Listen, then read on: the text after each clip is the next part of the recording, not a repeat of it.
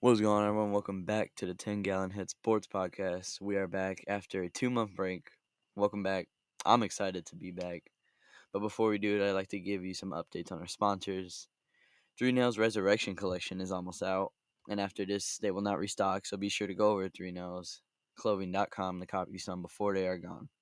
You can also use my discount code at checkout, which is 10LARA. That's 10 LARA, Lara, for 10% off any order you want, and you'll be helping the podcast out.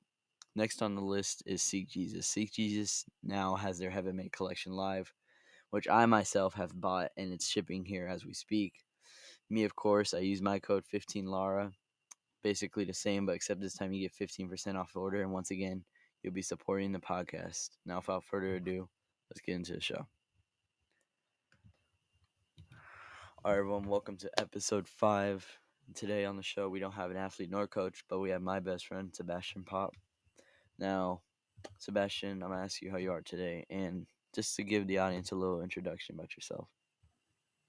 All right. Well, thank you, Isaiah. I'm Sebastian. Huge Bengals fan, and so I'll let him introduce what we're going to be actually doing this podcast later on. But I do my own photography, and that's kind of how um, I got more into sports. So you can always check that out on Instagram at SebPopPhoto. SebPoppPhoto. So that's just a little bit about me. Um, and we're going to have a good time here looking at the draft. Yeah, for sure. And when I put this episode out, I'll also leave it in the description of the post, and I'll tag him so you guys can check out his content. He has some good stuff over there. Now, before we get into the top of the discussion, there may be some little AFC versus NFC side of things because he did say he's a Bengals fan. I know that I'm not going to say anything, but today's episode will be about off-season moves, about our favorite teams, mainly the biggest ones, and what our teams needed the most and what they did this offseason. And then afterwards, talk a little bit about the draft. So, yeah, would you like to go first, Sebastian, on your team, or would you like me? Sure, if you want me to, I can go ahead and start talking All right, about the take it away. Bengals. So first off, I just wanted to bring up the fact that previously the Bengals have been very good at drafting some really good players. 2020, we got Joe Burrow, we got T. Higgins, who's a great receiver for us, and we got Logan Wilson, who's still one of our starting linebackers, and he's played a big part in our defense. 2021, we got Jamar Chase, who's probably top five, definitely a top five receiver in the NFL right now. We also got Joseph Osai, who's a good defensive player, and Evan McPherson, who has been um, our our best kicker that we've had for a while. And then last year we got a couple of good defensive players. We got Daxton Hill and Cam Taylor Britt, and those guys have certainly proven their dominance on the field. They've performed very well last season. And so those are just some of the draft picks that we have made in the past that really ended up working out well for us. So this offseason, we had a couple things happen. First off, we lost both of our starting safeties, Von Bell and Jesse Bates. So those guys both left. We lost our running back, Samaje Perine, and we lost our tight end, Hayden Hurst. And so that kind of weakened our defense a lot, especially our secondary, which has already struggled in the past to guard offenses like the Kansas City Chiefs and the Buffalo Bills. And now with those guys gone, it's really imperative that we strengthen up that secondary. And the running back, Samaje Perine, leaving, that's not a huge issue as we have Joe Mixon, who's been with us for a while, although he's coming to the end of his career. So a new running back could be a good choice for us in the draft here, as well as our tight end. We're going to need either a new one or I'm not completely sure what our current one would be without Hayden Hurst. Now I also want to look at the players who joined our team before the draft and free agency. Number one, probably our biggest signing is offensive tackle Orlando Brown from the Chiefs. And you watch the way that this guy plays in the NFL. He's very, very good. He almost never moves backwards, right? He either stands his ground or he just pushes his D line back. And he also covers Joe Burrow's blind spot, which is really good because he can help prevent sacks on offense and we can get the ball moving down the field. We also signed safety Nick Scott from the Rams. Um, Looking at how he played last year, he seems to be very good at dislodging the football and, in general, keeping balls out of the hands of receivers. He seems to fill a very necessary gap in the backfield for the Bengals. And then we signed tight end Irv Smith from the Vikings. Now, this one was a bit interesting. He was drafted in 2019. He played 2020 and 22. Um, so the fact that he didn't play for all the career since he's been in could show that he isn't the best, but he would fill the tight end needs in the absence of Hayden Hurst. And so if not, he also would just provide injury insurance and backup for our team. We also signed outside linebacker Terrell Basham. He was drafted in 2017. Seems to be pretty good and has some skills with knocking the ball away. And he should be a pretty good reserve for Trey Hendrickson or Sam Hubbard. So those are some of the players that we signed in the offseason. And I kind of already looked over the needs that we needed to look at in the draft. Obviously, improving our secondary. Um, we have Awuzie back, but he was injured, and he's one of our starting corners. And that also gave a chance for some of the rookies to come in, Cam Taylor-Britt and Daxton Hill, to kind of prove themselves on the field. But Awuzie is good, and he went out last year with an ACL tear. And so just obviously, you never know when injuries are going to happen, and you want to stay on top of that. So having that insurance and that peace of mind, that safety net, almost you could say, for the secondary, that's always something that we would want, and just an overall better defense.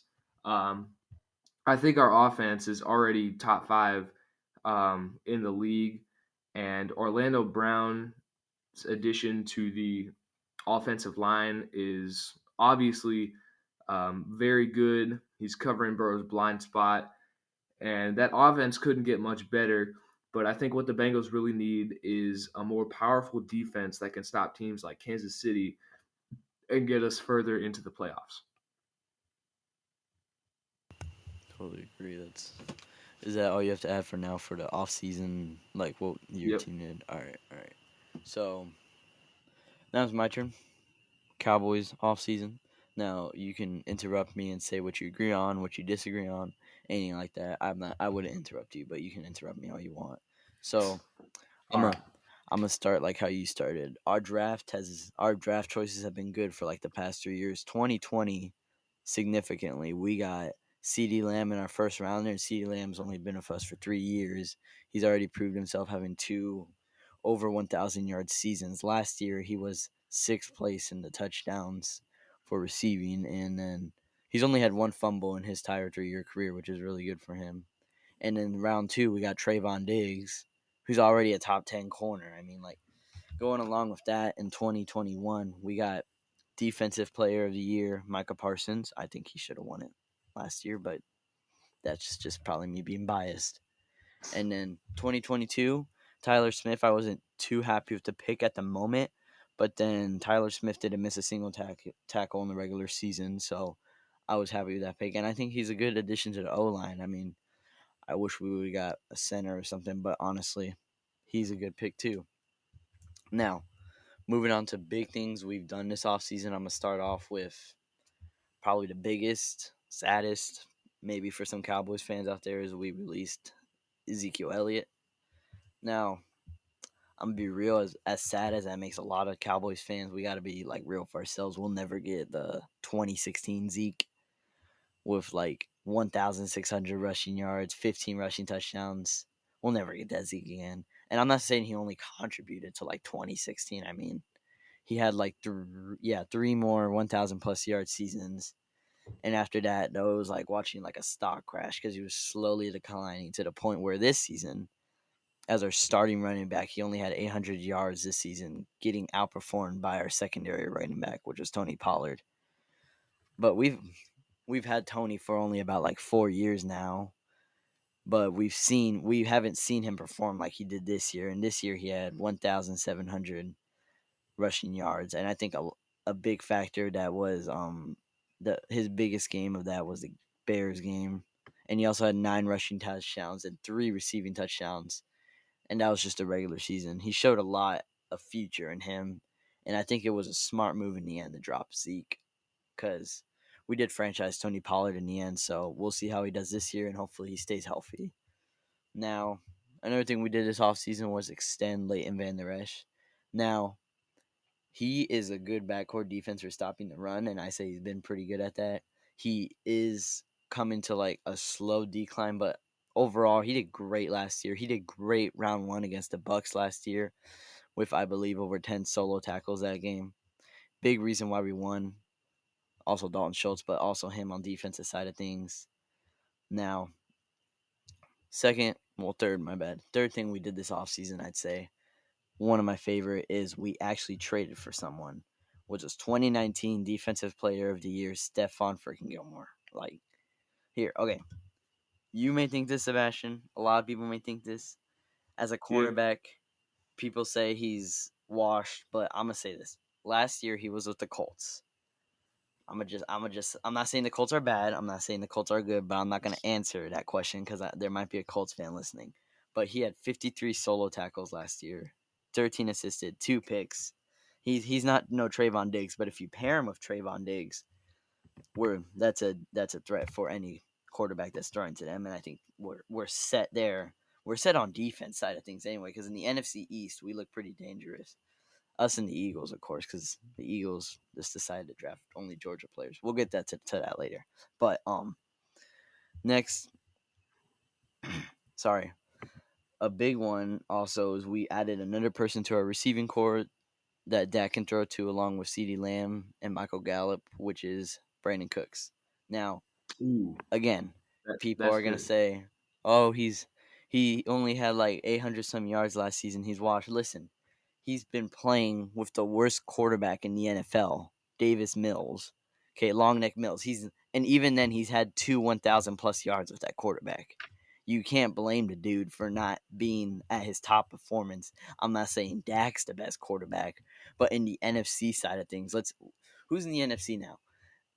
Aaron Rodgers left. Tom Brady retired. The only two really great QBs are up there are Jalen Hurts and Dak Prescott, both in the NFC East conveniently. I mean, I'm just putting that out there. It might sound biased, but he's had 1,000 yard seasons. He's played with Jared Goff and Davis Mills, like the most recent part of his career. You can't say he's washed if he's been playing with those kind of guys. I mean, Jared Wash has picked himself back up in Detroit, but I'm not sure about the Rams version of him. I mean, but I'm gonna just say this: it's impressive to see that kind of receiving core that we have with Brandon Cooks now on there. Now, in the end of the day, though, that's basically it for our off season that we had. But in the end of the day, it's also going to come up to one leader of our team, which I feel like I'm saying every year. But Dak Prescott, I always say it's his last year. But if you really look at it, Dak has gotten better. You can't say, listen, he was an MVP contender in 2021. Now you're going to say we lost in the first round. The man had 4,449 passing yards, 37 passing touchdowns. 37. He was an MVP contender that year. Of course, he lost, but it's one word with Dak. It's inconsistent. He can shine. He can also suck. It's just I don't know if he gets nervous when he steps into the playoffs. I don't know what, but listen, man. This is the last open window. Micah Parsons, we have to pay him eventually. His rookie contract's almost up. Same with CeeDee Lamb. I know all these great rookies. We're not going to be able to keep them all. So I know this is the last year for an open window to at least make an NFC championship run. So we have a top 3 defense. Can't say top 1 because somehow Denver Broncos ranked to number 1 last year. A top 10 offense. I'd say higher, but I don't want to look like I'm biased. And at the end of the day, it's just going to be up to Dak at the end of the day.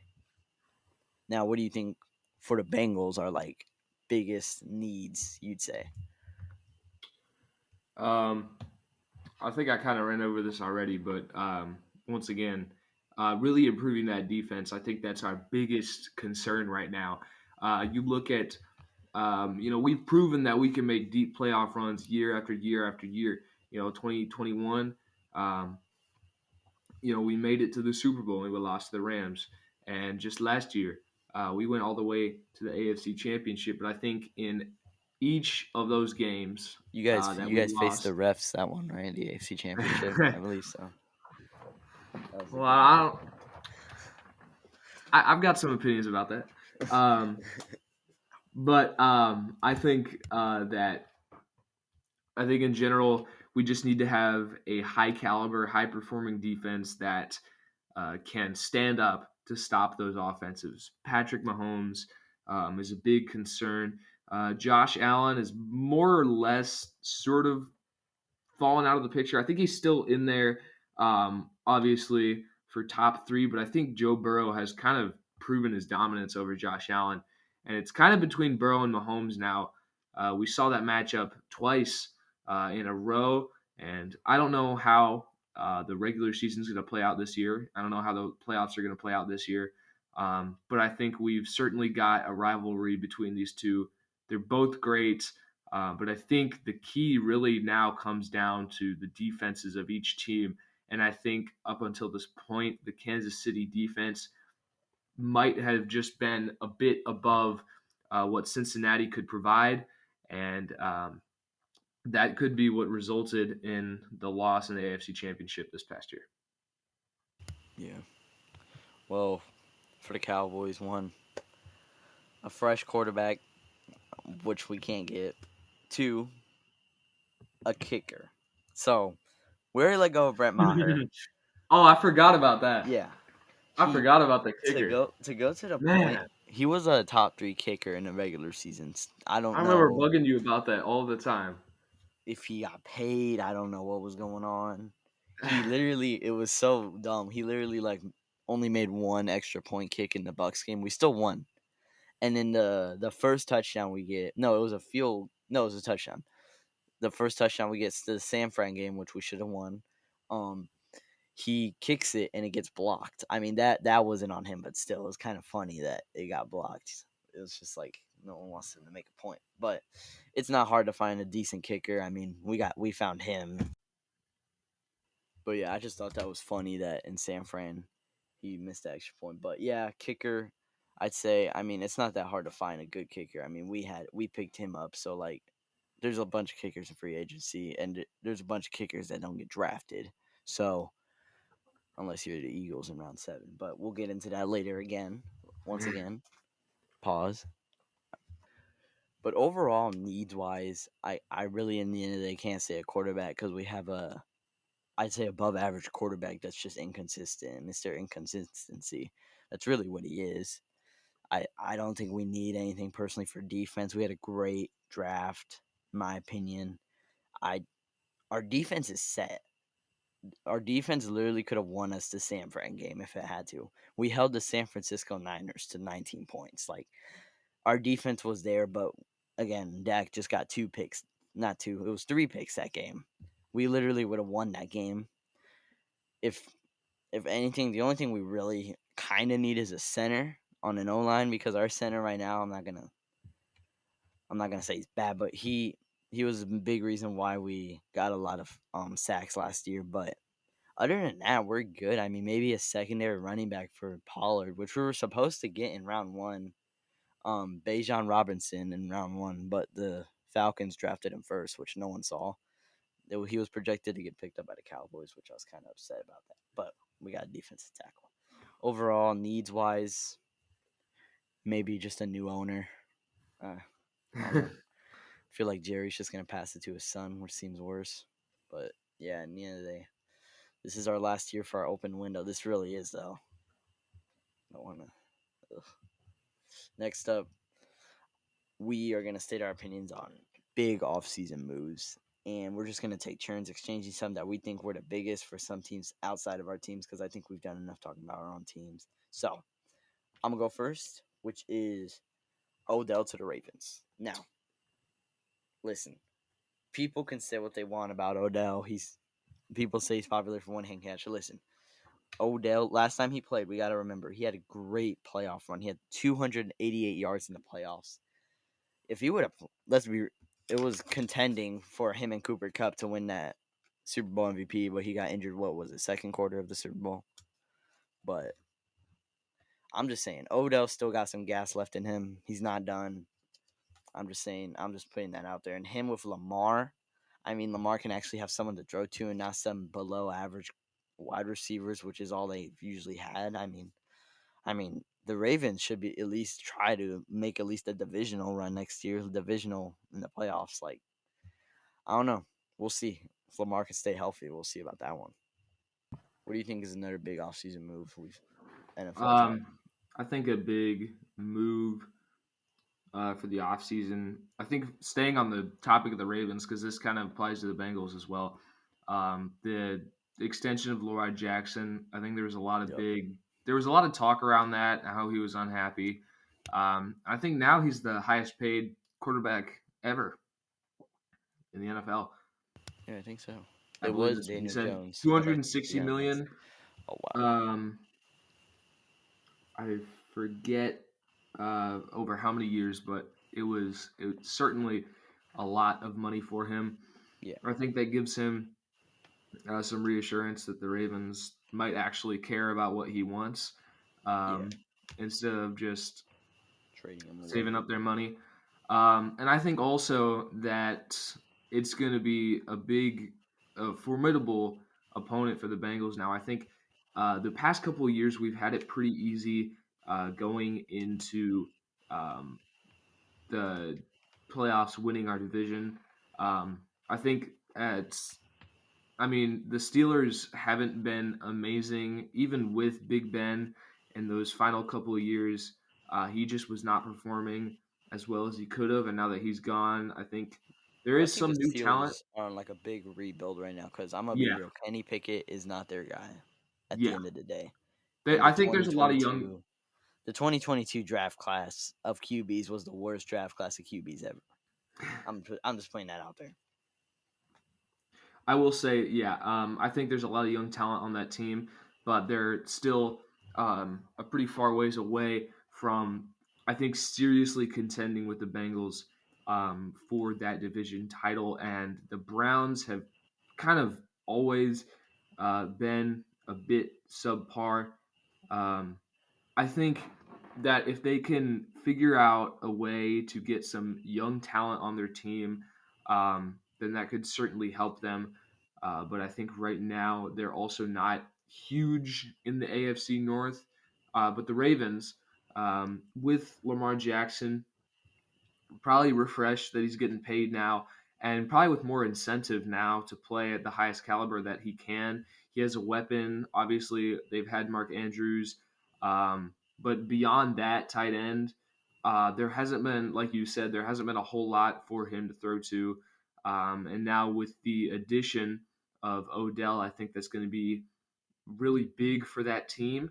I think they're definitely going to be a challenger for the Bengals when it comes time for the playoffs. Yeah, when I look in your division, I just see not necessarily like garbage, but outside of the Bengals, I feel like it's been poverty for a lot of those teams, like the Browns, for example. The Browns they drafted. I mean, I'm not saying in the moment for them, it was a good idea to draft Baker Mayfield, but because he was a Heisman winner. I mean, come Yeah, on. But at the end of the day, he just didn't perform like he did in college, and then they thought Deshaun was their guy. He's I think. I'm not Yeah, I'm not gonna comment on that dude, but their defense is solid. I mean, they got Amari Cooper too on offense. Like, I mean, I wish we could still have him, but still, like, I don't. They should be able to be a semi decent 8-9 team. I mean, did they finish 8-9 last year? Let me. Um, I don't know. They finished 7-10, bottom of the division. Yeah. I mean, Steelers picked it back up at the end of the season, and I give a lot of credit to their coach. But at the end of the day, I mean, the Ravens and Bengals might go head to head for that division win. We'll see what goes on there. But Yeah. I think the next big thing we have, I think we're going to stay on receivers here. I think my offseason big thing is Bears getting DJ Moore now.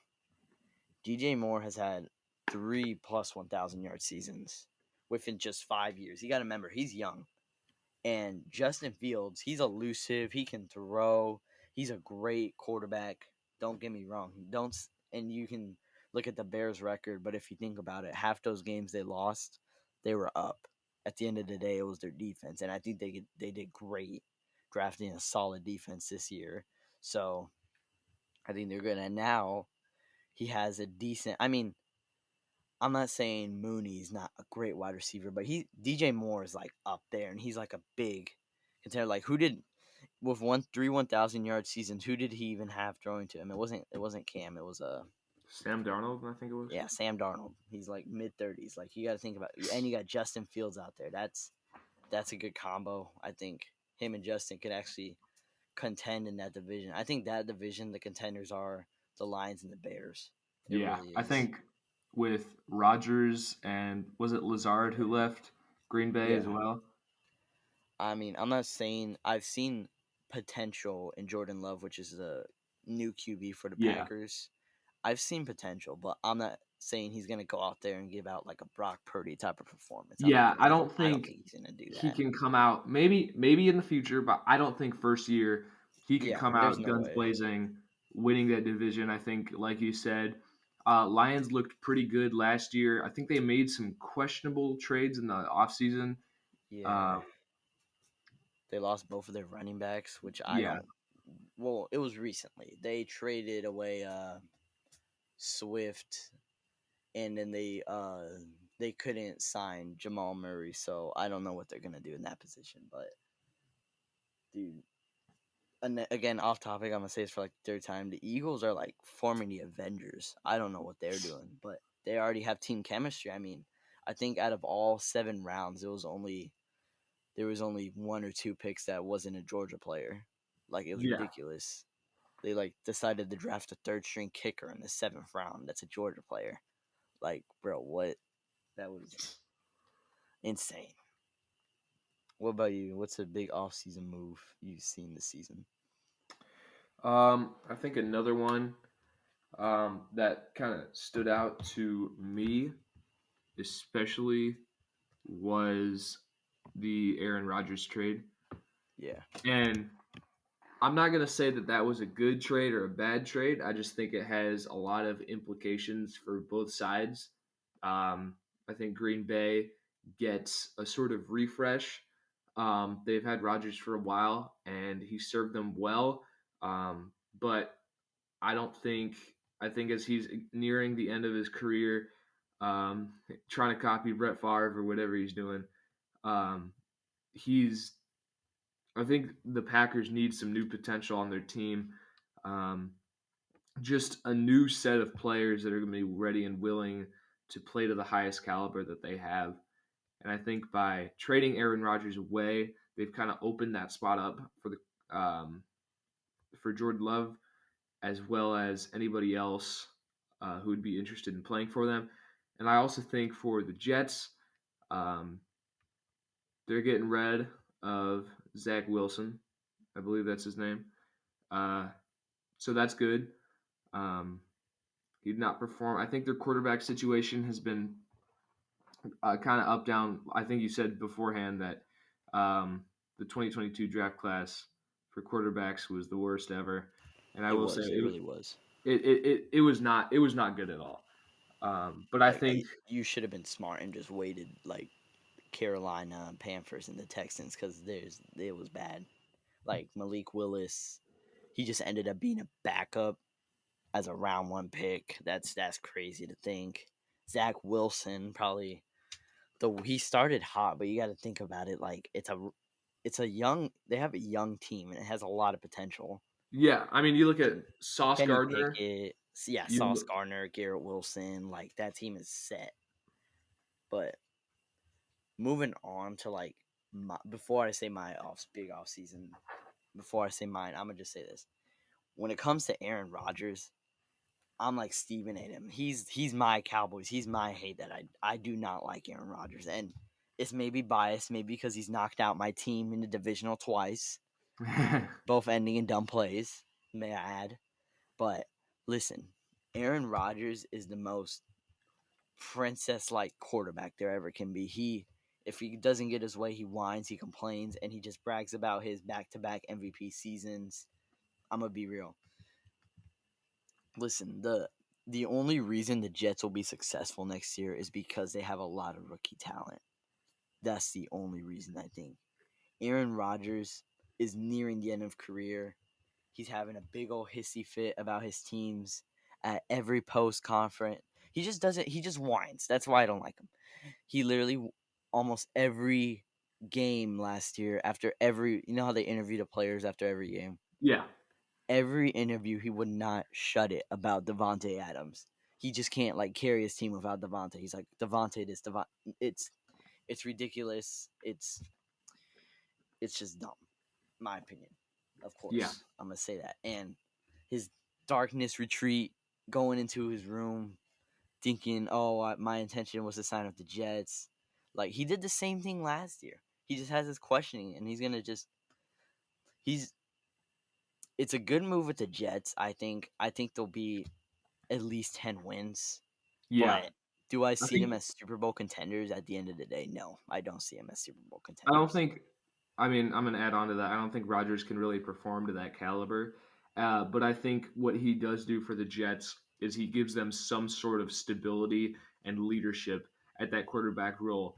I think we talk about how the quarterback is the most important kind of piece of the puzzle because I mean we saw with the Carolina Panthers last year, their team is really good, but when you have Sam Darnold at quarterback and he's not able to coordinate all that, you just end up being kind of a mid to a bad team, and you don't perform as well as you would like.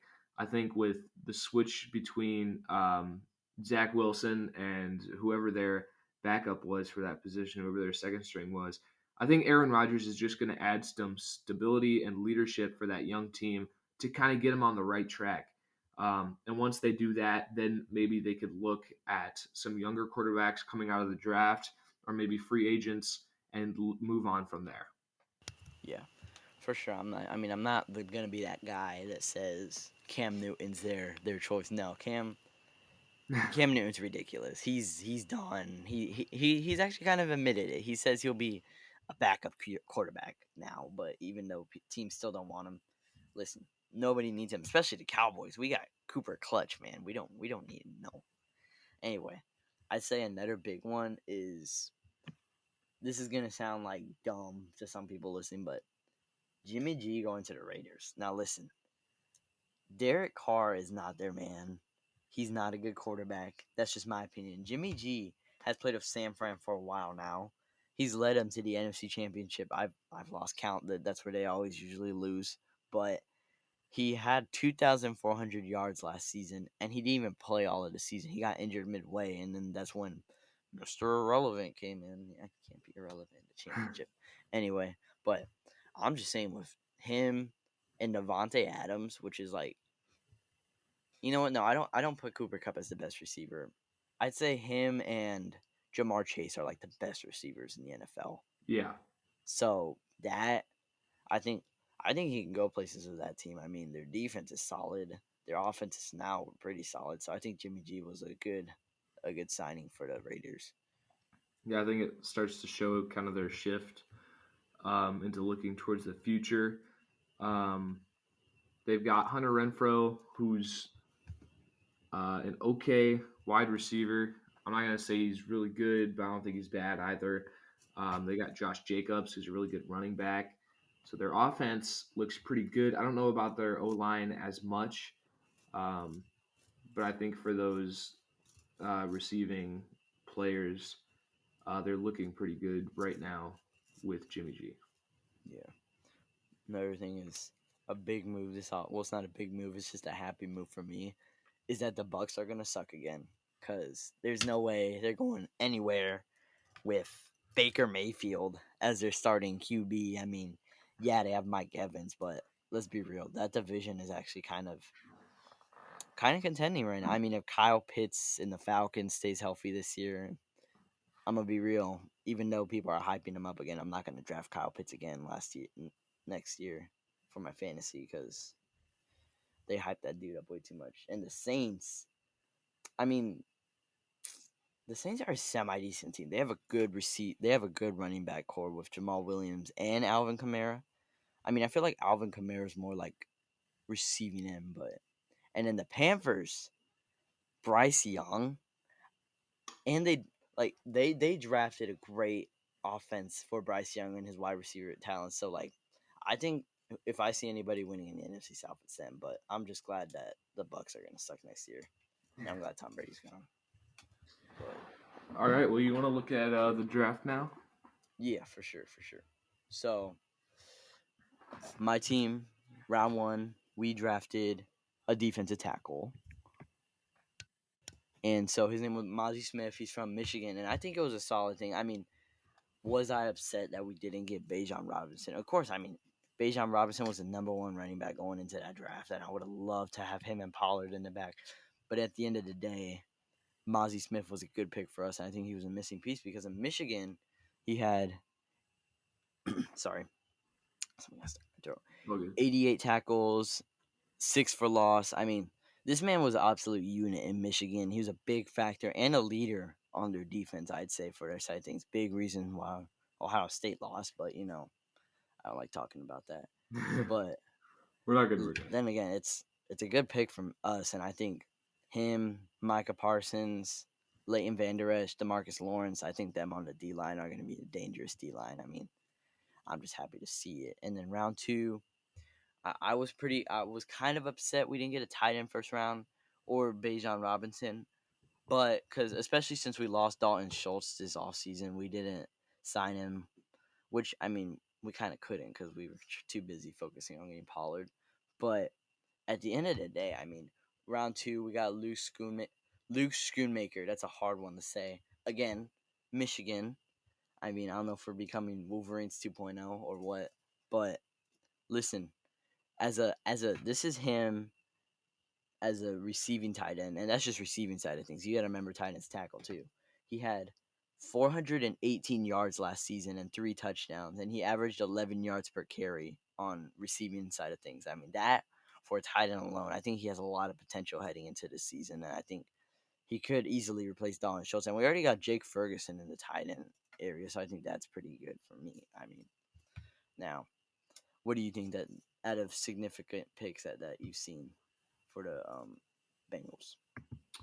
Um, I kind of looked over all the picks that we got in the draft, but I think before I talk about that, I want to preface by saying I think for both of our teams, these players are not coming in to the Texans or the Colts or um, you know these bad, not well performing teams. They're coming into solid teams.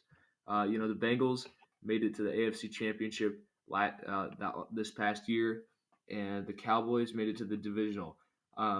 They're coming into already well established teams, which I think only helps their chances of performing well in the NFL.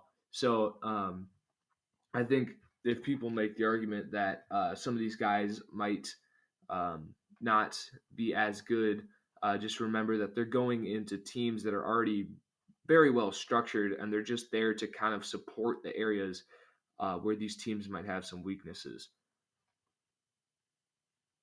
Yeah, for sure. And I think, yeah, it is sometimes a hit or miss when you're drafting a player, but at the end of the day, it's more talent added to our team, and our teams are already there at this point. And I think Yeah, for the Cowboys, especially, this actually is our last year for an open window because with everyone we got now, we got to make a run. It's either now or we're gonna have to rebuild again, and that rebuild process takes so long to get out back to a semi decent team. Like the Romo rebuild wasn't that bad, only because we got a good quarterback in a round 4 pick, which is rare, which was Dak, of course. And then we got a good running back 2016. It was hard to build back from that, but I don't want to see it again. I think we should make a run this year, so I'm praying that we do. Yeah.